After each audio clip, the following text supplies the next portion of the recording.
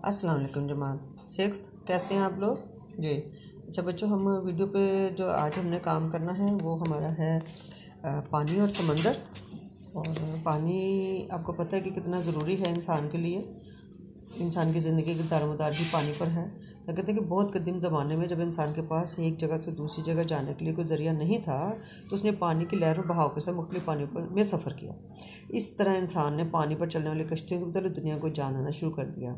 हमारी मालूमात जो है बेटे, ज़मीन के कुल रकबे पर जो है वो पानी जो है वो 71% और जो खुश्की है वो 29% है। पानी इंसानी ज़िंदगी की बुनियादी ज़रूरत है। ये तो आपको भी पता है कि हमारे सारे काम जो हैं सिर्फ पीना ही नहीं होता, हमारे खाना पकाना, कपड़े धोना, सफाइयाँ करनी, हमारा अपना नहाना धोना, हर काम के लिए हमें पानी की ज़रूरत होती है। पानी की ज़रूरत होती है। अच्छा, यही वजह है कि इब्तदा ही से इंसानी बस्तियाँ पानी के नज़दीक मोरज़ वजूद में आई। पानी के नज़दीक मतलब जहाँ दरिया थे, जहाँ समंदर थे, जहाँ पे चश्मे खुद ब खुद पैदा हो रहे थे, वहाँ पे जो है इंसानों ने रहाइश जो है वो अख्तियार कर ली। ठीक है, जैसे हमारे नज़दीक चश्मे की हम बात करें तो अब ज़मज़म का है चश्मा, जिसमें जो है वो जब हज़रत इब्राहीम अलैहिस्सलाम ने हज़रत हाजरा अलैहिस्सलाम और हज़रत इस्माईल अलैहिस्सलाम को वहाँ पे छोड़ा तो वहाँ पे पानी तो नहीं था। तो अल्लाह ताला ने अपनी कुदरत से वहाँ पे एक चश्मा पैदा किया और कोई आबादी भी नहीं थी वहाँ पे। तो हज़रत हाजरा अलैहिस्सलाम जो है वो हज़रत इस्माईल अलैहिस्सलाम के साथ वहाँ पे रहती थी। तो फिर लोगों ने वहाँ पे जो वहाँ से गुजरते थे खाना बदोश, उन्होंने भी वहाँ पे रहना शुरू कर दिया पानी के करीब। तो हम देखते हैं कि हमारी ज़रूरतें कौन कौन सी हैं। सबसे पहले तो समंदर है। समंदर आमद रफ्त का अहम ज़रिया है। ठीक है, ये तो हमें पता है कि हमारी बहुत ज़्यादा तजारत जो है वो यानी जैसे लेकर के बैनुल अक़वामी तजारत ज़्यादा समुद्री रास्तों से होती है। यानी तमाम ममालिक जो हैं एक दूसरे के साथ जो भी चीज़ों का करते हैं, भेजना ख़रीदना, वो सब क्या समंदरों के रास्ते हैं। हवाई जहाज़ों के ज़रिए हम खुद सफ़र कर लेते हैं, हल्का फुल्का सामान चला जाता है। हमारी भारी भारी सामान तो नहीं, जैसे कोई बड़ी मशीनरी है, कोई अनाज है किसी किस्म, तो उसके लिए समुद्री रास्तों से समुद्री जहाज़ों के ज़रिए से तजारत होती है। इस वक्त दुनिया में हज़ारों बहरी जहाज़ सफ़र या तजारत के लिए इस्तेमाल किए जा रहे हैं। कितने हज़ारों जहाज़। और तजारत का निस्फ माल सिर्फ खाम तेल पर मुश्तमिल है। खाम तेल क्या है? यानी ये जो जिसमें खाम तेल होता है जो निकालते हैं, जिससे पेट्रोल निकालना, उसे मिट्टी का तेल निकालना, दूसरी चीज़ें निकालना, तो वो अपनी खाम हालत में होता है जो हम एक जगह से दूसरी जगह जो है ख़रीदो फरोख्त होती है। कहते हैं आज से 6000 साल पहले कदीम मिस्रियों ने कश्तियाँ बनाई।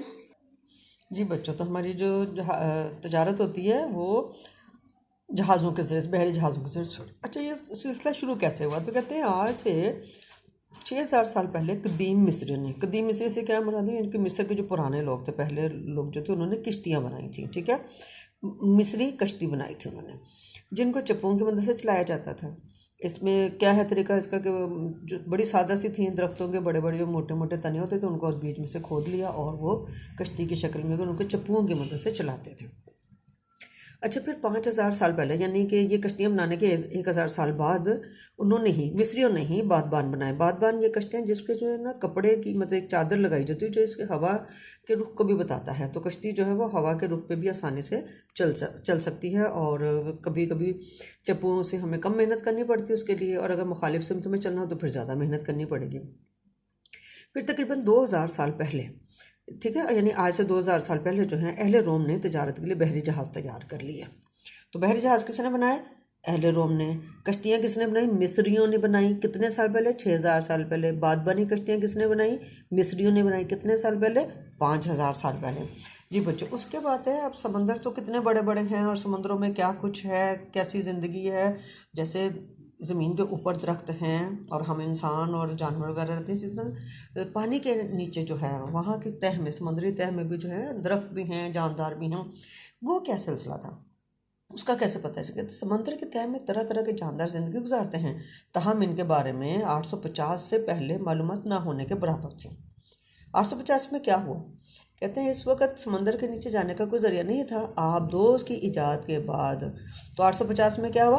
1850 में क्या हुआ? आबदोज़ की ईजाद हुई, आबदोज़ बनाई गई। और आबदोज़ क्या चीज़ होती है? आबदोज़, आब का मतलब पानी और दोज़ का मतलब है नीचे, यानी ऐसी जहाज़ बनाए गए जो पानी के नीचे चले जाते हैं। ऐसे बंद जहाज़ बनाए गए। तो जब ये आबदोश बन गई तो इसके बाद समुद्र की तह में चले गए और वहाँ से हमें जानदारों और दीगर हालात के बारे में मालूमात जानने का सिलसिला शुरू हुआ। हमें पता चला कि ज़मीन पानी के अंदर जो है ना क्या कुछ है, कि वहाँ पे भी पहाड़ भी हैं, वहाँ पे पौधे भी हैं वहाँ पर, और मछलियाँ तो आपको पता ही है कि हैं उसमें।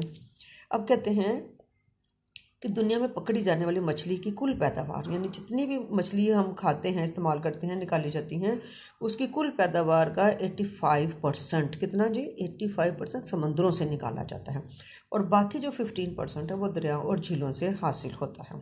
अच्छा, उसके अलावा समंदर जो हैं वो आबो हवा को मुतदिल रखते हैं यानी कि ना ज़्यादा गर्मी होती है और ना ही ज़्यादा सर्दी होती है। तो जो समंदरों के पास के इलाके हैं, साहिल इलाके हैं, वहाँ पर मौसम बहुत ज़्यादा खुशगवार होता है सारा साल। ना सर्दियों में सर्दी ज़्यादा होती है, ना गर्मियों में गर्मी ज़्यादा होती है। ओके बच्चों, सब को अच्छी तरह से पढ़िएगा, समझिएगा और जानने की कोशिश कीजिएगा नई नई बातों को। ओके बच्चों, अल्लाह हाफिज़।